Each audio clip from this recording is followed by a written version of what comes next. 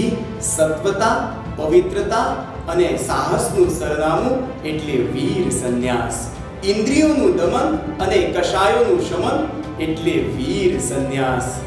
દુર્ગતિના દ્વારને હંમેશ માટે જે બંધ કરે એવો આ વીર સંન્યાસ.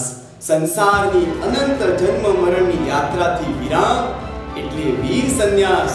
ભોગ સુખ તો પશુઓને પણ સુલભ છે, પણ જે દેવોને પણ દુર્લભ છે એવું આ વીર સંન્યાસ. અને મુક્તિ મહેલના દરવાજાની માસ્ટર કી એટલે વીર સંન્યાસ.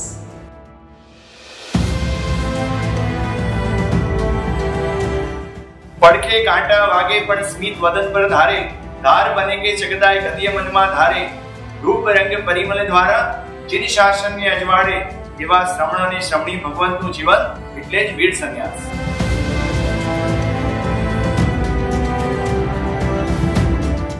સ્વજન, સંબંધી અને પરિવારનો ત્યાગ કરીને સકલ વિશ્વને પોતાનો પરિવાર બનાવવાનો એક પ્રયાસ એટલે વીર સંન્યાસ. મૈત્રી ભાવનું સર્વશ્રેષ્ઠ આદર્શ એટલે વીર સંન્યાસ.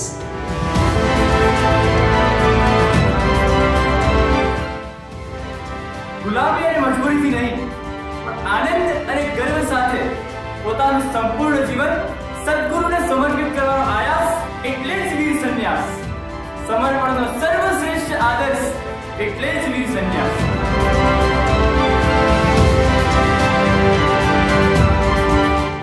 ટેકનોલોજીની માયાજાળમાં ફસાઈને જગત આખું મટીરિયાલિસ્ટ પદાર્થોને પરાધીન લાઈફસ્ટાઈલ અપનાવી રહ્યું છે.